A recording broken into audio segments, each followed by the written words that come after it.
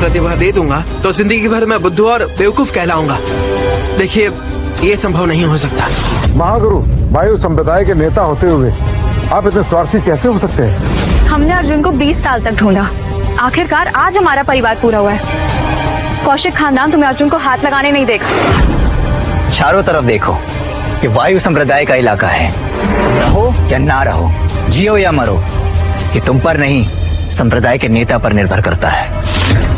क्या तुमने मुझे ऐसा नहीं कहा कि मेरी प्रतिभा अतुल्य है और कोई मुझे नहीं हरा सकता? मैं अगर चाहूँ तो मैं यहाँ से जा सकता हूँ और कोई मुझे रोक भी नहीं सकता। तुम्हारी प्रतिभा अतुल्य हो सकती है, परंतु तुम्हारा स्तर सुधारने के लिए अभी तुम्हें और समय और तपस्या की जरूरत है। मुझे तुम्हें रोकने की कोई आवश्यकता नहीं है। हमारे वायु संप्रदाय का कोई भी शिष्य तुम्हें जाने से रोक सकता है। अगर शैव संप्रदाय उसकी मदद करे तो क्या आप तब भी उसे रोक सकते हैं?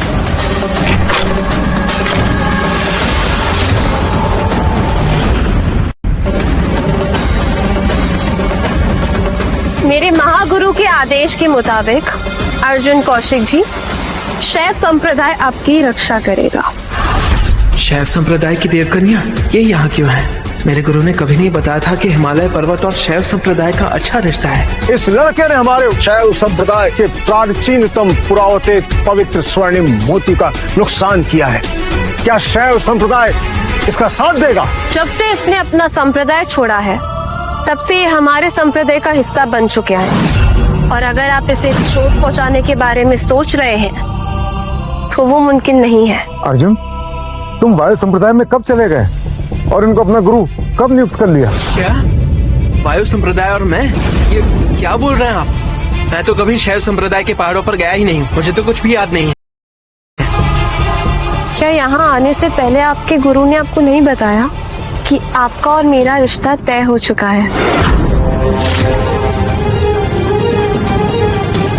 शैव संप्रदाय कुमारी रंभा, तो आप हैं देवकन्या रंभा?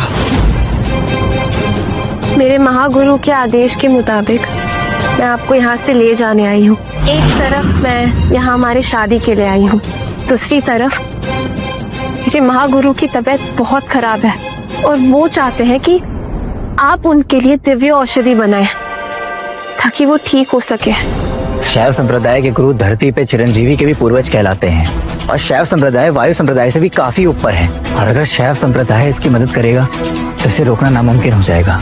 मैंने शैव संप्रदाय की भूमि को बहुत लंबे समय से चाहा है। वहाँ के गुरु को मैंने अपना सबसे खतरनाक श्राप भी दे रखा है। शैव संप्रदाय के गुरु 10 दिनों में चल बसेंगे और उसमें से भी 4 दिन निकल चुके हैं, और सुनने में तो ये भी आया है कि वो बहुत बीमार भी हैं। लेकिन अब मुझे उनसे डरने की कोई जरूरत नहीं है। ये नहीं होगा, कोई इसे यहाँ से नहीं ले जा सकता, क्योंकि इसने हमारी स्वर्णिम मोती की क्षति की है। जब तक उस क्षतिपूर्ति नहीं हो जाती, ये हमारे साथ रहेगा। आप जैसे छोटे संप्रदाय के महागुरु ऐसे मेरे महागुरु की बात कैसे टाल सकते हैं? अगर तुम्हारे गुरु को ये लड़का चाहिए तो उनसे बोलो कि वो स्वयं यहाँ पर आए, यदि तुम्हारे गुरु यहाँ आएंगे तो मैं इस लड़के को छोड़ दूंगा।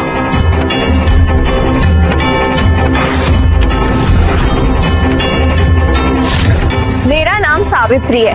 अगर शैव संप्रदाय के गुरु यहाँ नहीं आ सकते तो क्या मैं इन्हें ले जा सकती हूँ? मुझे माफ कीजिएगा, मैं यूँ बिना बुलाए यहाँ आ गई। पहले शैव संप्रदाय और अब शक संप्रदाय भी।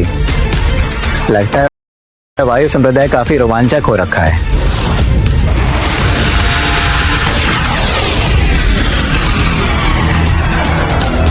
मेरा जहर दिख नहीं रहा होगा, लेकिन इसका असर कुछ ही देर में तुम्हारे पूरे शरीर में फैल जाएगा। ये तुम्हारी गंदी जुबान की एक तोहफा। कुमारी सावित्री, ऐसा मत कीजिए, मैं आपसे माफी मांगती हूँ। इसके जहर को हटाने का कोई तो उपाय बताइए। 3 दिन तक सोने के पानी से गरारे कराओ इसे, फिर ये ठीक हो जाएगा।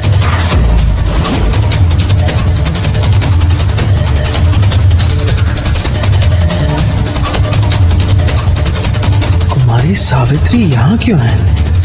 इनको देखकर तो ऐसा लग रहा है कि ये भी मेरे लिए ही यहाँ आई है। क्या ऐसा हो सकता है कि जिन 2 लड़कियों से गुरुजी ने मेरी शादी तय की है वो दूसरी लड़की यही हो? कुमारी सावित्री, क्या तुम भी इसी लड़के के लिए